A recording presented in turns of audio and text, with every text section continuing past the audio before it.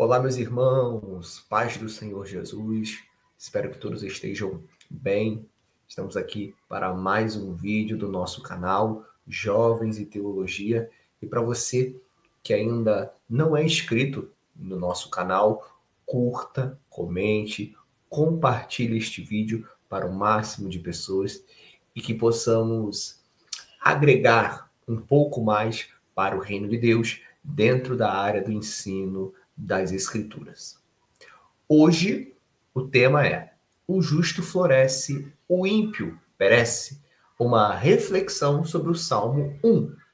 Aí vocês podem ver a data que esse estudo foi concluído, dia 9/4 de 2025. Eu fui convidado a dar um estudo bíblico em determinada igreja aqui da minha cidade, e aí um irmão, que também é desta igreja, ao qual fui convidado, ele me propôs o seguinte: Felipe, por que você não transforma aquele sermão do Salmo de número 1 que você fez em um estudo? Seria muito interessante, seria legal. E eu falei, realmente você está certo. Vou transformar aquele sermão do Salmo de número 1 em um estudo. E aí, cá estamos, transformei este sermão em um PowerPoint, no caso, com algumas imagens, ilustrações, uma introdução um pouco mais robusta do que no sermão. E estamos aqui hoje para apresentar este estudo. Eu espero que você goste, assista até o final. Hoje, especificamente neste vídeo, será apenas uma introdução ao Salmo de número 1. Faremos a leitura do texto base e também daremos uma introdução ao Saltério e ao Salmo de número 1 e o seu propósito. Tá bom? Vamos lá. Primeiro, iremos fazer a leitura do texto base. Bem-aventurado o homem que não anda no conselho dos ímpios, não se detém no caminho dos pecadores, nem se assenta na roda dos escarnecedores. Antes, o seu prazer está na lei do Senhor, e na sua lei medita de dia e de noite.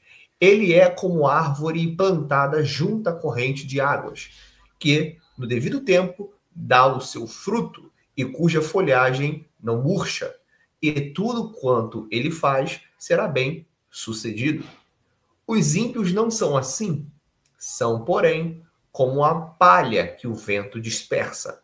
Por isso, os perversos não prevalecerão no juízo, nem os pecadores na congregação dos justos, pois o Senhor conhece o caminho dos justos, mas o caminho dos ímpios perecerá.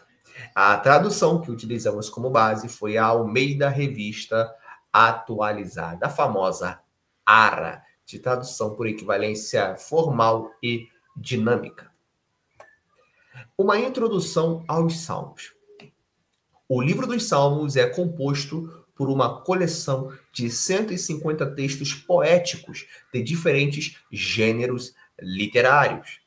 Escrito para situações distintas, suas formas principais são lamentação, súplica, louvor e gratidão. Então, nos 150 salmos, tá? O gênero que permanece como predominantemente é um texto poético, é um estilo poético, tá? Mas ele também tem diferentes gêneros literários dentro dos salmos. E aí, o intérprete da Escritura Sagrada, o estudante da Bíblia, ele precisa ter um conhecimento e identificar qual gênero literário está sendo escrito naquele texto, naquele determinado salmo qual ele está lendo. E aí, você tem algo muito interessante, que os salmos, eles foram escritos em situações diferentes e em formas diferentes. Você tem salmos de lamentação, de súplica, de louvor e de gratidão. Tá? Essas são as principais formas. Existem outras, mas essas 4 são as principais formas de salmos que temos dentro da Escritura. Vamos continuar. Alguns salmos possuem características intimistas, revelando a relação pessoal do autor com Deus.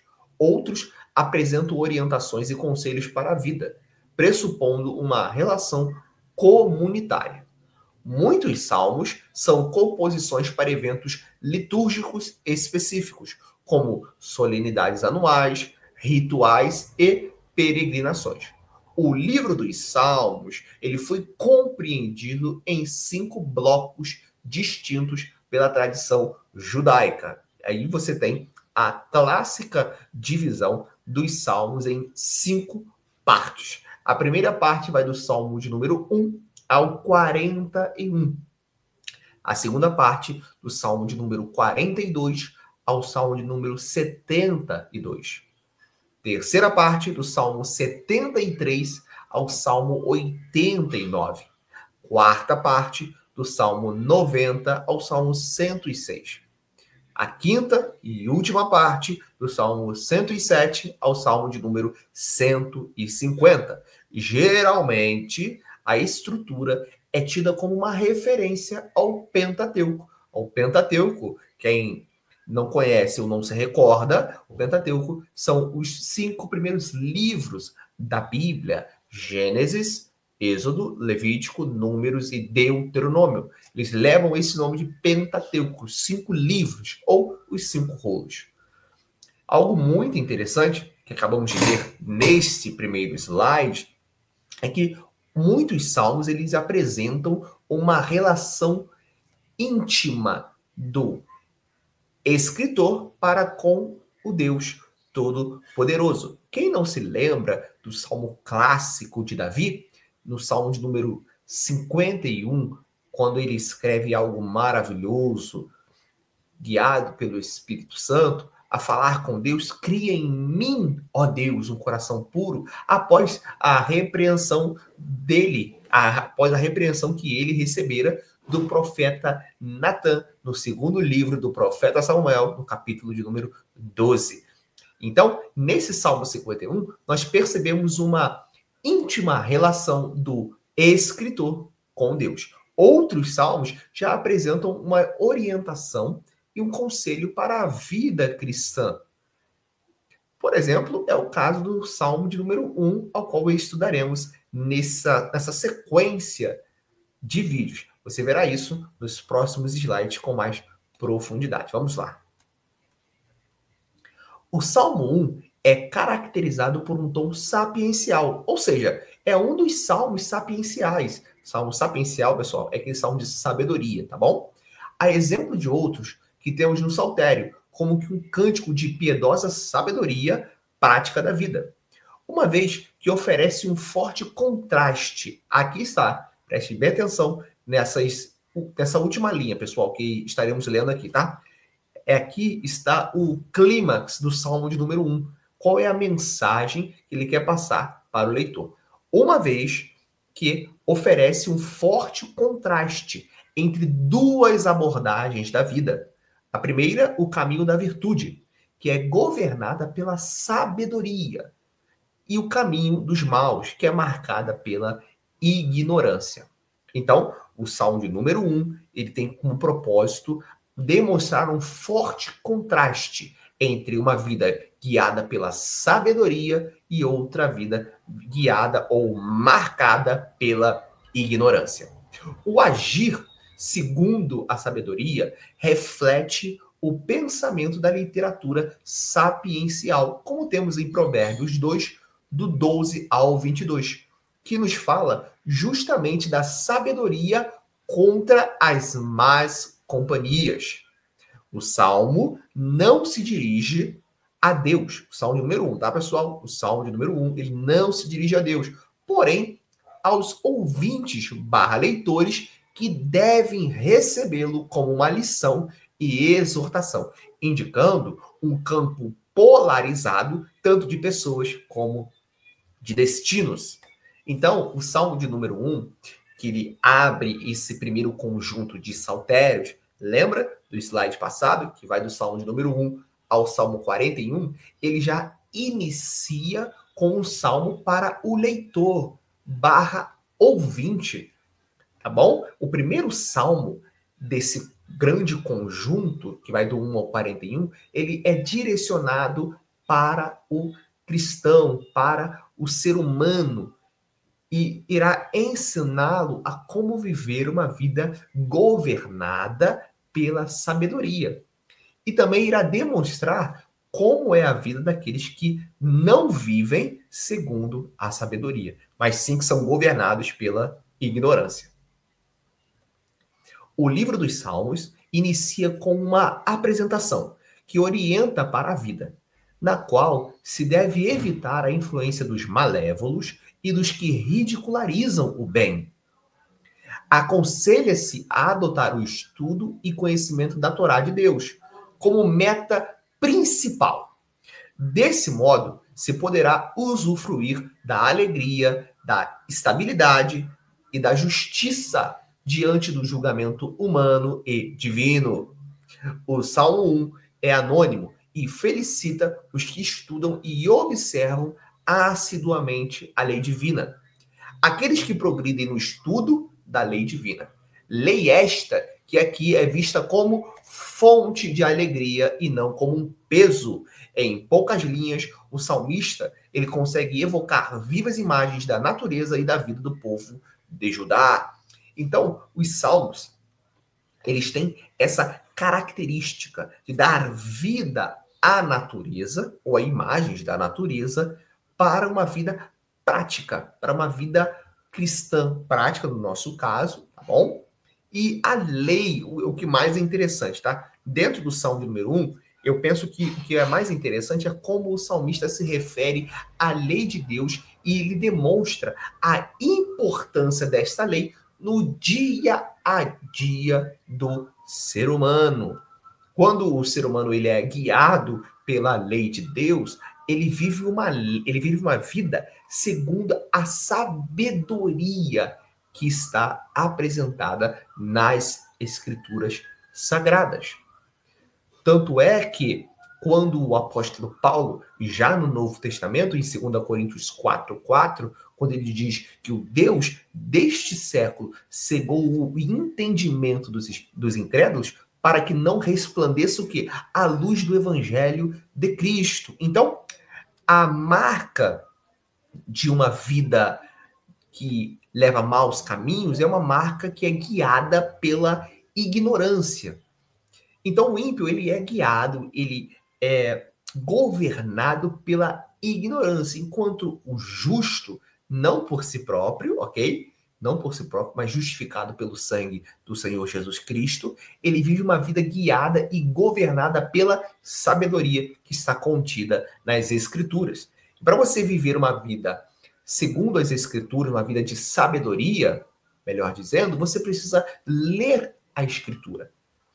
Entender quais conselhos e orientações para a vida cristã prática Deus revelou na sua palavra. E o Salmo número 1 é uma ótima introdução para esta temática. O Salmo 1 e 2, inseridos na macroestrutura do livro, servem como a primeira parte da moldura. Salmo 1 é o portão de entrada para se meditar sobre o caminho dos justos e dos ímpios de Salmos. Assim como os Salmos 149 e 150, como uma única unidade, interessante ainda formam a parte final.